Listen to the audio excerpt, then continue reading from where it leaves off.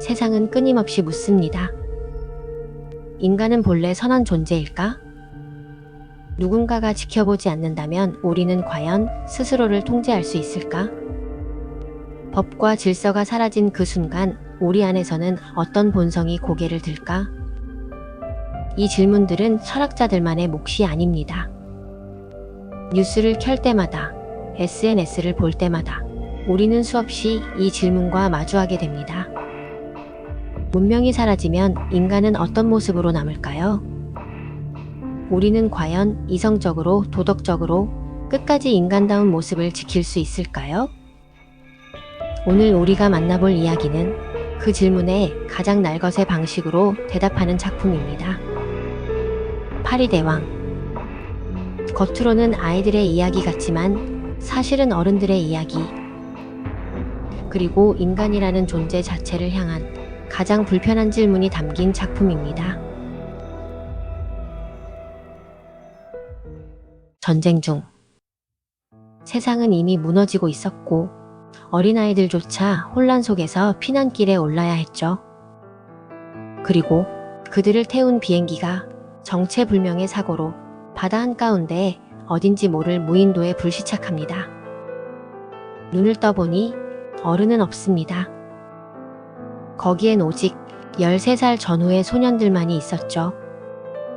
처음엔 들뜬 기분이었습니다. 어른이 없잖아.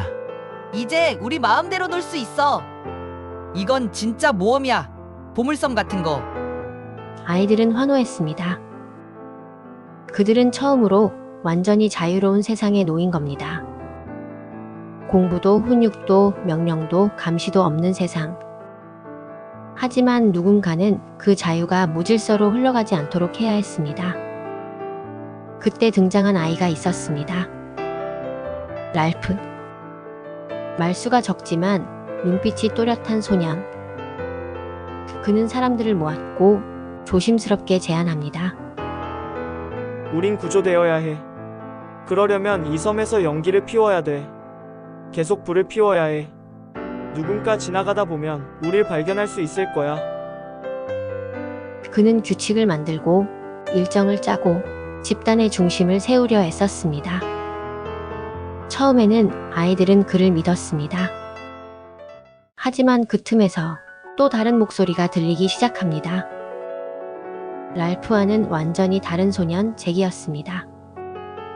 목소리는 크고 눈빛은 날카롭고 지배욕이 강했습니다. 사냥이 먼저야. 먹을 게 있어야 힘이 나지. 우리가 진짜 왕이 될 수 있어. 왜 자꾸 규칙 타령이야? 잭은 활기차고 강했으며 지금 이 순간의 쾌락과 권력을 쫓았습니다. 그는 말합니다. 놀이가 아니라 진짜 사냥을 해보자. 점점 더 많은 아이들이 랄프의 책임보다 잭의 흥분에 끌리기 시작합니다. 섬에 도착한 아이들은 처음엔 문명을 흉내내기 시작했습니다. 그들은 반짝이는 조개 껍데기를 말할 수 있는 권리의 상징으로 삼았죠. 누군가 조개 껍데기를 들고 있으면 그 아이가 말하고 나머지는 경청해야 했습니다. 조개 껍데기 하나로 회의가 열리고 규칙이 정해졌으며 섬은 어른 없는 작은 사회처럼 움직이기 시작했습니다. 랄프는 그 중심에서 질서를 지키려 노력했고 아이들은 그에게 일종의 리더십을 인정했습니다. 하지만 모든 아이들이 그 질서를 존중한 건 아니었습니다. 잭의 무리는 점점 달라졌습니다. 그들은 규칙보다 흥분을, 회의보다 사냥을, 미래보다 지금의 배고픔과 스릴을 택했습니다. 그리고 어느 날 랄프는 아이들에게 말했습니다. 우리가 구조되려면 항상 높은 곳에 불을 피워야 해. 연기가 올라가야 누군가 발견할 수 있어. 그 불은 희망의 불이자 아이들이 문명으로 돌아가기 위한 유일한 끈이었습니다. 하지만 잭의 무리는 그 불을 지키지 못합니다. 사냥 때문이었습니다. 그들은 멧돼지를 쫓느라 불쏘시개를 챙기지 않았고 맡은 역할을 내팽개쳤습니다. 그리고 바로 그날 구조선이 섬 근처를 지나갔습니다. 하늘 위 연기가 보이지 않았기에 배는 그냥 지나쳐 버렸고 아이들은 또다시 섬에 갇히게 된 거죠. 랄프는 분노합니다. 절망에 가까운 눈빛으로 잭을 노려보며 외칩니다. 우린 구조될 수 있었어. 너희가 불만 지켰어도. 하지만 잭은 당당하고 차가운 눈빛으로 말합니다. 그 대신 멧돼지를 잡았잖아. 진짜 고기를 먹었고 우리 모두 흥분했어. 그게 더 중요하지 않아? 순간 아이들은 갈등합니다. 랄프의 말은 맞습니다. 하지만 잭의 말은 더 달콤하게 들렸습니다. 지금 배부르고 싶은 마음, 지금 누군가를 따르고 싶은 충동, 그건 어쩌면 아이들 안에 숨겨진 또 다른 본능이기도 했죠. 그러던 어느 날, 한 아이가 떨리는 목소리로 말합니다. 섬에 짐승이 있어.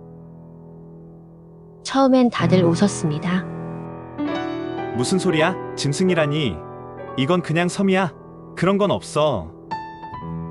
하지만 그 밤, 숲속에서 들려온 정체 모를 울음소리, 캄캄한 어둠 속에서 느껴진 미묘한 기운, 낯선 섬의 바람과 나뭇잎 소리들이 아이들의 불안을 자극하기 시작했습니다.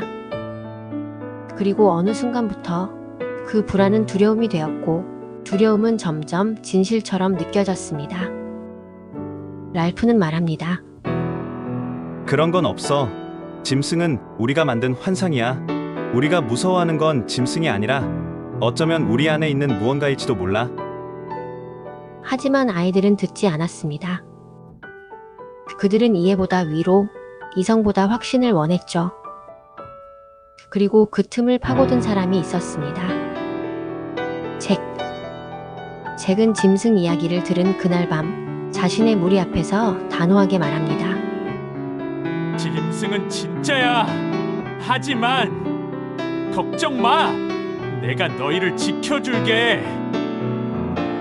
그는 불안에 떠는 아이들의 눈을 하나하나 바라보며 단호하고도 강하게 외칩니다.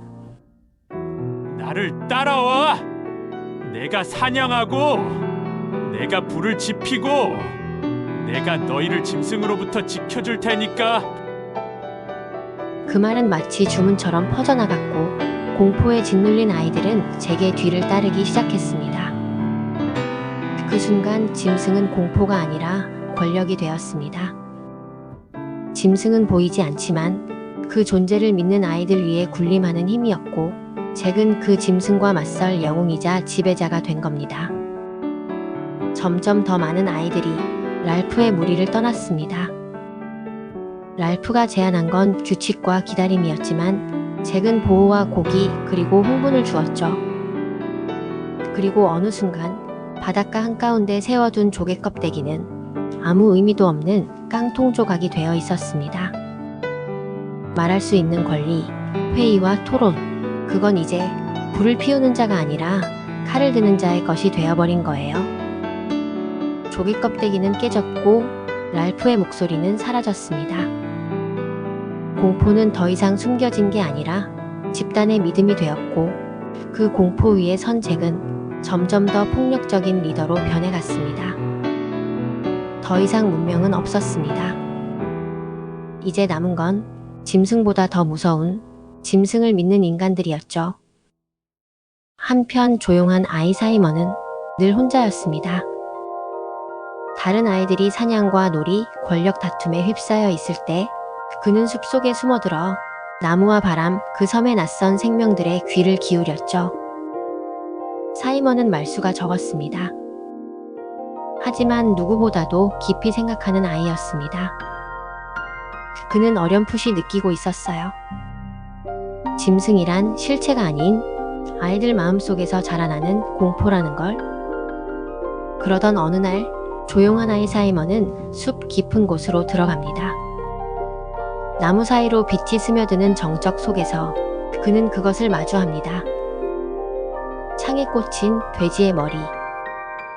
잭과 아이들이 사냥한 후 짐승에게 바친다며 놔둔 썩어가는 고기. 주위엔 파리떼가 몰려들고 그 썩은 냄새 속에서 사이먼은 알 수 없는 현기증과 두통, 환청을 겪기 시작합니다. 그리고 그는 그 소리를 들어버립니다. 넌 알잖아. 짐승은 너희가 만든 거야. 짐승은 어둠 속에 있는 게 아니야. 바로 너희 안에 있지. 그건 단순한 환청이 아니었습니다. 그건 사이먼의 마음 깊은 곳에서 지금까지의 모든 혼란과 공포를 꿰뚫는 직관이었습니다. 그는 깨달아요. 짐승이란 건 정글 어딘가에 숨어있는 정체불명의 괴물이 아니라 공포에 휩싸여 서로를 미워하고 죽이고 지배하려는 바로 우리 안의 본성, 우리가 만든 상징이었다는 것을. 그날 밤 해변가에서는 아이들의 축제가 벌어지고 있었습니다. 비가 내리기 직전의 어둠, 불꽃, 북소리, 흥분에 휩싸인 춤. 아이들은 원을 그리고 함성을 지르고 짐승을 쫓아낸다고 외치며 광기 어린 축제를 이어가고 있었습니다. 그때 숲에서 피투성이가 된 사이먼이 비틀거리며 나타납니다. 그는 마지막 힘을 다해 외치려 했어요. 그건 짐승이 아니야. 그건 우리야. 하지만 누군가가 외칩니다. 짐승이다. 저게 짐승이야. 순식간이었습니다. 아이들은 불과 북소리, 그리고 공포에 휩싸인 채 사이먼을 짐승이라 믿고 달려듭니다. 발로, 주먹으로, 돌로. 그 작은 아이 하나를 산산조각 낼 때까지. 그날 밤 하늘은 폭풍처럼 울었고 파도는 몸을 떨었으며 사이먼의 몸은 바다로 떠내려갔습니다. 그리고 다음날 아침 아무 일도 없었던 듯 아이들은 아무 말도 하지 않았습니다. 사이먼의 이름을 부르는 아이는 없었고 그가 무슨 말을 하려 했는지 궁금해하는 이도 없었습니다. 누구도 그 일을 인정하지 않았습니다. 그건 단지 무서운 꿈이었을 뿐이고, 그건 단지 불 속에서 일어난 사고였을 뿐이고, 그건 단지 짐승이었을 뿐. 진실을 본 아이는 죽었고 그 죽음을 목격한 아이들은 침묵했습니다. 왜냐면 말하는 순간 짐승은 더 이상 남이 아닌 게 되니까요. 랄프의 유일한 친구 피기. 뚱뚱하고 겁 많고 사냥도 못하는 아이였지만 끝까지 문명과 이성을 믿었던 존재였습니다.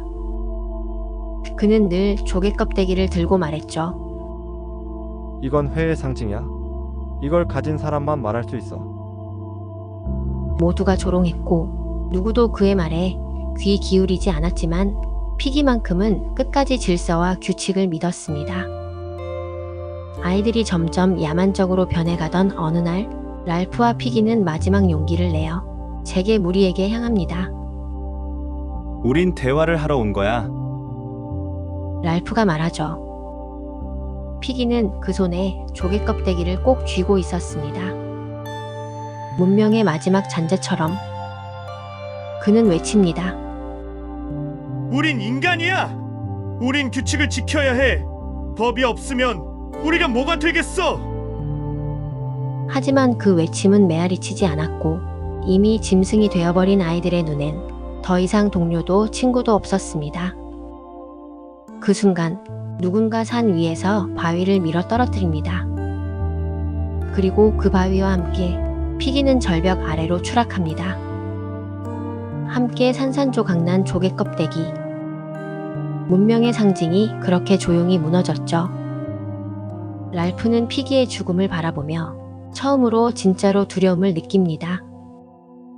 이건 단순한 놀이가 아니었다는 걸, 이제 더 이상 말로 설득할 수 있는 세상이 아니라는 걸, 규칙도 도덕도 모두 모래 위에 쌓은 성처럼 무너져 버렸다는 걸. 제게 무리는 마지막 문명의 잔재인 랄프를 사냥합니다. 그들은 숲 전체에 불을 지릅니다. 사냥을 위해 구조의 마지막 희망이던 숲을 통째로 태운 거죠.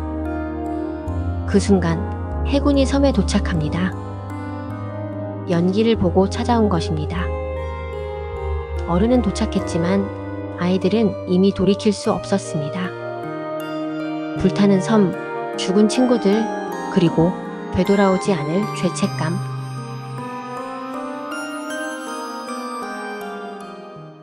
이야기의 끝에서 우리는 되묻습니다. 우리가 믿고 의지했던 문명, 규칙, 도덕, 그 모든 것이 무너졌을 때 우리는 과연 어떤 인간으로 남을 수 있을까요? 파리대왕. 이 기이한 제목은 단지 소설 속 장면 하나를 뜻하는 것이 아닙니다. 돼지의 썩어가는 머리 위로 몰려드는 파리들, 그리고 그 속삭임 속에서 드러난 진실. 짐승은 어둠 속에 있지 않아. 짐승은 너희 안에 있어. 파리대왕은 인간 본성 안에 숨겨진 잔인함, 두려움을 권력으로 바꾸는 욕망, 문명의 탈을 쓴 채 언제든 드러날 수 있는 광기를 상징합니다. 결국 이 이야기는 묻고 있습니다. 우리는 정말 인간다운 존재일까요? 아니면 그저 지켜보고 있는 눈이 있을 때만 인간인 척 하는 건 아닐까요? 우리가 만든 이 사회, 그리고 그 속에서 살아가는 우리 자신을 돌아보게 만드는 작품, 파리대왕. 혹시 지금 우리 안의 짐승은 잠들어 있나요? 아니면 조용히 눈을 뜨고 있진 않나요? 지금까지 파리대왕이었습니다. 이 이야기를 통해 오늘 당신 마음에 작은 불빛 하나 켜졌기를 바랍니다. 구독과 좋아요, 그리고 끝까지 질문하는 당신의 시선이 있다면 우리는 아직 짐승이 되지 않았습니다. 오늘의 이야기는 여기까지입니다. 다음 이야기에서 다시 만나요.